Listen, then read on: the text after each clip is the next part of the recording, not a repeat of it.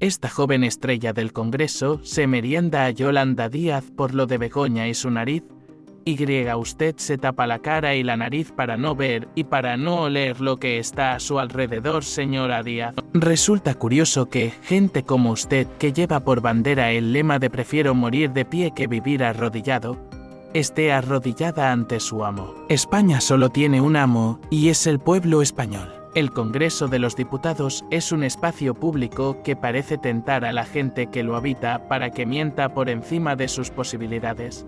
Pero es que, con Yolanda Díaz parece una adicción. Hoy voy a retroceder unos días en el tiempo porque no se está hablando prácticamente nada de las dos pedazos de intervenciones contra la ministra comunista Yolanda Díaz en la pasada sesión de control al gobierno en el Congreso de los Diputados. La primera de Jaime Eduardo de Holland Vela y la segunda de la joven estrella del Congreso, la leonesa Esther Muñoz, quien retrataba a una Yolanda Díaz por no denunciar el caso de corrupción de la mujer de su amado líder, al que se arrodilla completamente sirviéndole donde le haga falta, cuando ella misma ha afirmado lo contrario. Esther Muñoz terminaba su intervención de un modo colosal e incluso hacía un chascarrillo con el olfato de la Sumar. Acompáñame.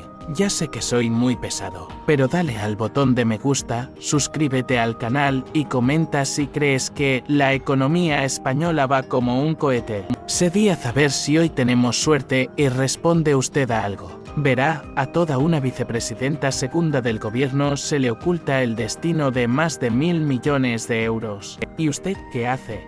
Si Sánchez la engañó, usted solo puede hacer dos cosas: ir al juzgado a denunciar o marcharse a su casa. Son las dos únicas opciones dignas. Y si no la engañó, entonces es usted la que está engañando a sus votantes. Y eso es igualmente indigno. Señora Díaz, lleva 6 años en el gobierno y es tiempo más que suficiente para juzgarle por los resultados. Pero ejerce únicamente como candidata. Otra estafa más de su gobierno del Partido Socialista. Recordemos que la propia Yolanda Díaz ha reconocido esta semana que la economía española no va como un cohete, que la economía española va fatal, contradiciendo al presidente del gobierno que dijo que la economía española iba como un cohete. Señora Díaz, la pobreza extrema en España alcanza ya 4 millones de personas. Lo suyo, señora Díaz, señora Montero, no es política social, lo suyo es socialismo, pobreza y miseria, nada más que eso. Señora Díaz, permítame 2 cuestiones más. ¿Se siente cómoda cuando Hamás y los talibanes les felicitan por su trabajo?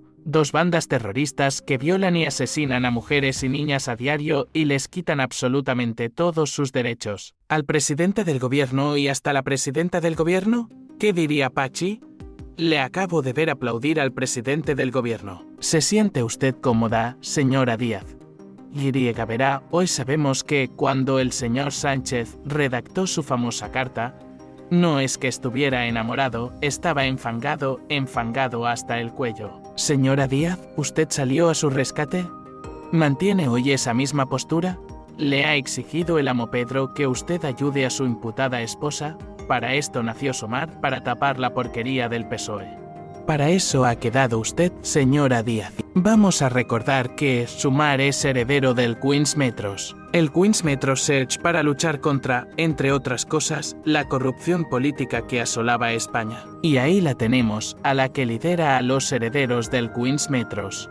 Aquellos que lucharon contra la corrupción acompañando a un presidente del gobierno cuya esposa está siendo investigada por tráfico de influencias y obviamente echándole la culpa a los jueces, llamándoles fachas con toga y demás. Gracias, señor Yolano. Señora vicepresidenta, cuando quiera, señoría. Lo que cada vez son más pobres son los argumentos del Partido Popular. A pesar de eso, yo le voy a contestar a su pregunta. Fíjese que le gusta un juego de palabras de nivel de primaria. La desigualdad en España es absolutamente inaceptable, es del 20,2%. Pero señora Lano, ¿sabe lo que dijo la ministra Fátima Báñez cuando teníamos 6 millones de parados?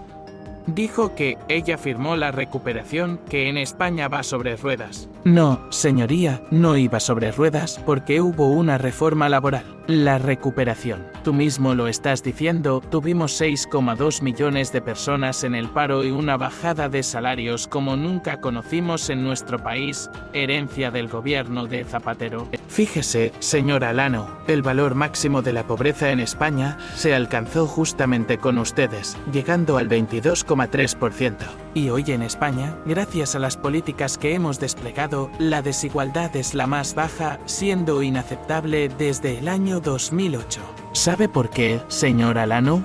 Porque hemos hecho los deberes. Hemos subido el salario mínimo un 54%, lo que hace que hoy la brecha retributiva sea un 25% inferior. Hemos subido el IPR un 11,5%. Hemos revalorizado las pensiones con el IPS y las mínimas por encima del IPS. ¿Y sabe por qué también, señora Lano? Porque hemos hecho algo fundamental, crear el ingreso mínimo vital. ¿Sabe qué han hecho ustedes, señorías del Partido Popular?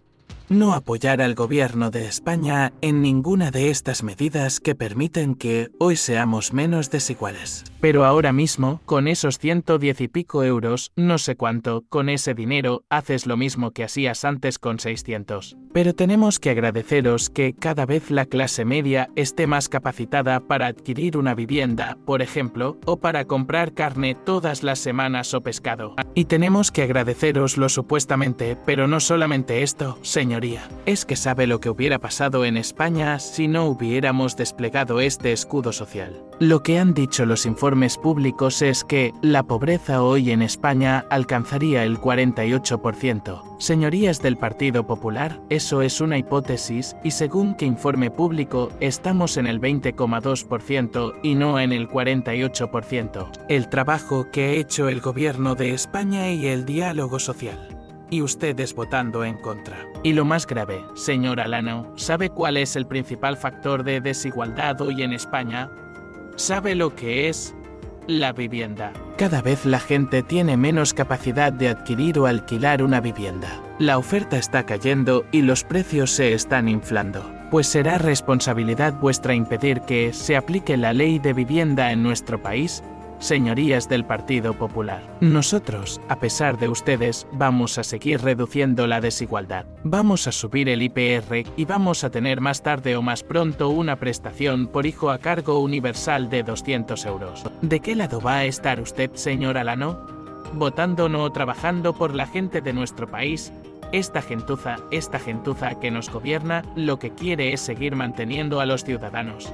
Seguir dando ayudas, ahora 200 euros por hijo a las familias. Déjenos de dar dinero, consigan que la gente tenga trabajo, no nos maten a impuestos, déjenos trabajar, déjenos ganarnos la vida y no le den migajas a la gente. Segundas, está claro que el amo ordena y usted seguirá de vicepresidenta. ¿No ha respondido a nada de la corrupción? Esta gente que nació para luchar contra la corrupción, ¡qué decepción! Tiene ahora la palabra la diputada doña Esther Muñoz de la Iglesia, del Grupo Parlamentario Popular. Esta diputada es muy buena. Mire, señora vicepresidenta, ustedes no tienen ningún escudo social. Ustedes, el único escudo que tienen es para defenderse de la corrupción que han hecho en todo su gobierno. Señora vicepresidenta, ¿cómo valora la estabilidad del gobierno de coalición?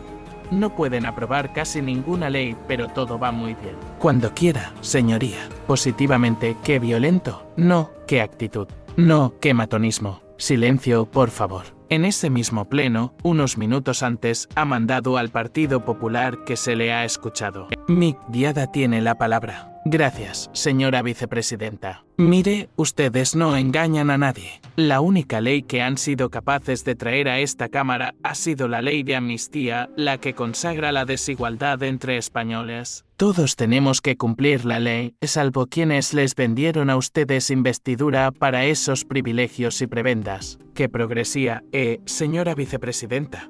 Mire, no hay convivencia en ceder ante el chantaje.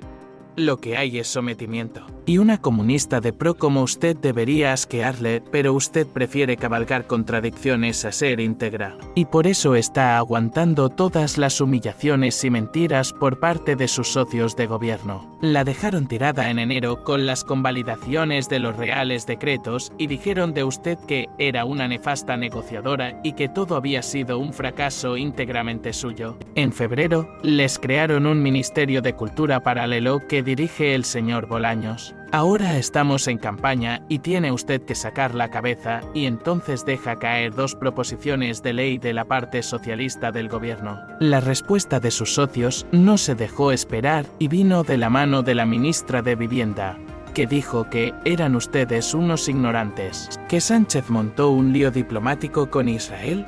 Usted lo monta con Argentina, usted lo monta con Israel. Que Sánchez nos aísla de nuestros socios diplomáticos en Europa.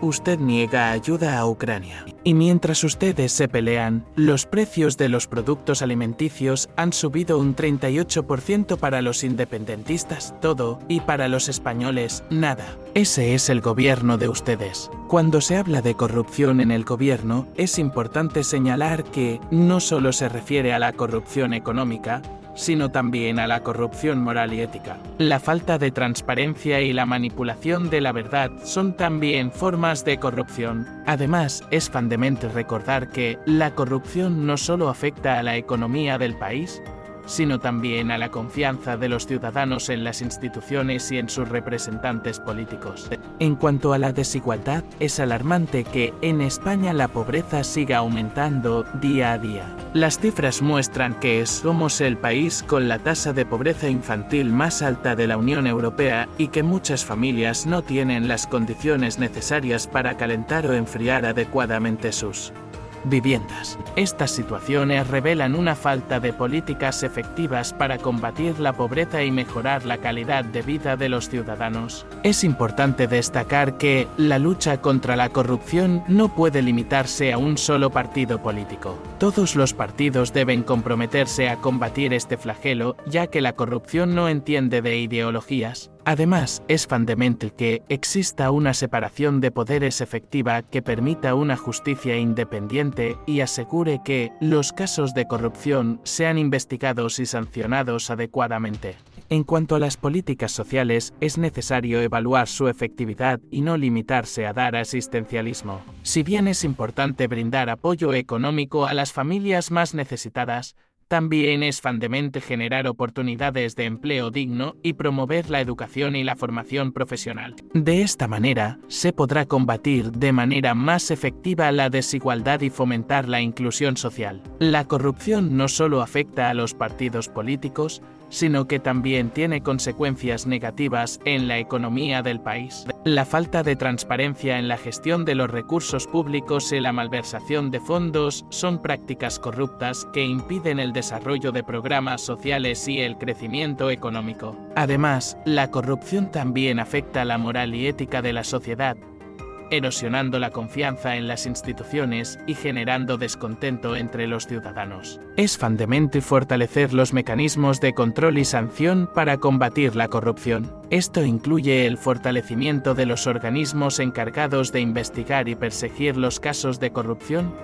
así como la promoción de una cultura de transparencia y rendición de cuentas. Asimismo, es necesario fomentar la participación ciudadana en la vigilancia de la gestión pública, brindando canales de denuncia seguros y protección para los denunciantes. La corrupción política es una lacra que afecta gravemente a la economía y la moral de un país. No es suficiente con combatir la corrupción económica, también es necesario erradicar la corrupción moral y ética que se da en muchas ocasiones en el ámbito político. La falta de transparencia y la manipulación de la verdad son conductas corruptas que minan la confianza de los ciudadanos en sus representantes políticos y en las instituciones. Además, es importante destacar que la corrupción no es exclusiva de un solo partido político, sino que afecta a todos por igual. Es responsabilidad de todos los partidos comprometerse a luchar contra este problema y promover una cultura de integridad y transparencia. En cuanto a las políticas sociales, es fundamental evaluar su efectividad y no limitarse simplemente a brindar asistencialismo. Si bien es importante ayudar económicamente a las familias más necesitadas, también es necesario promover la generación de empleo digno. La educación y la formación profesional como vías para combatir la desigualdad y fomentar la inclusión social. La corrupción política también tiene un impacto negativo en la economía del país. La desviación de fondos y la falta de ética en la gestión de los recursos públicos impiden el desarrollo de programas sociales y dificultan el crecimiento económico. Además, la corrupción debilita la confianza de los inversores y afecta la imagen y reputación del país a nivel internacional. Para combatir la corrupción, es fundamental fortalecer los mecanismos de control y sanción. Esto implica garantizar la independencia y la eficiencia de los organismos encargados de investigar y perseguir los delitos de corrupción. Asimismo, es importante promover una cultura de transparencia y rendición de cuentas, donde los funcionarios públicos rindan cuentas de su gestión y se establezcan controles efectivos para prevenir y detectar actos de corrupción. Además, es esencial fomentar la participación ciudadana en la lucha contra la corrupción. Los ciudadanos deben ser conscientes de sus derechos y responsabilidades y contar con canales seguros para denunciar casos de corrupción. La sociedad civil y los medios de comunicación también juegan un papel fundamental en la vigilancia y denuncia de actos corruptos, generando presión social y exigiendo transparencia y responsabilidad a los líderes políticos. La lucha contra la corrupción política no solo implica sancionar y perseguir a los responsables, sino también implementar medidas preventivas. Es necesario fortalecer los mecanismos de control y transparencia en la gestión pública, promoviendo la rendición de cuentas y la participación ciudadana. Además, es fundamental garantizar la independencia y autonomía de los órganos encargados de investigar los casos de corrupción, evitando cualquier tipo de interferencia política. Otro aspecto importante a considerar es el fortalecimiento de la educación cívica y ética desde las etapas tempranas de la educación.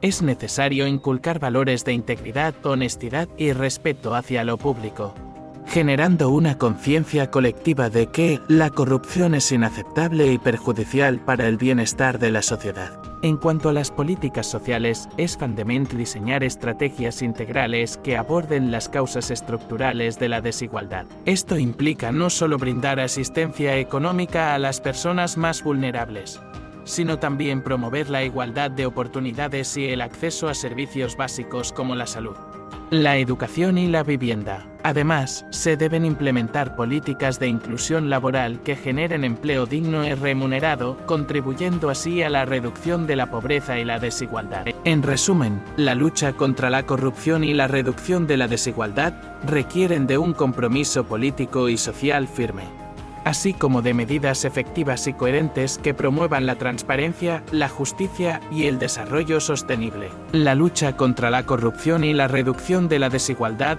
requieren de un compromiso político y social firme. Es fundamental fortalecer los mecanismos de control y sanción, promover la transparencia y la participación ciudadana, y garantizar la independencia de los órganos encargados de investigar los casos de corrupción. Además, es necesario implementar políticas integrales que aborden las causas estructurales de la desigualdad, brindando asistencia económica y promoviendo la igualdad de oportunidades. Solo así podremos construir un país más justo y transparente.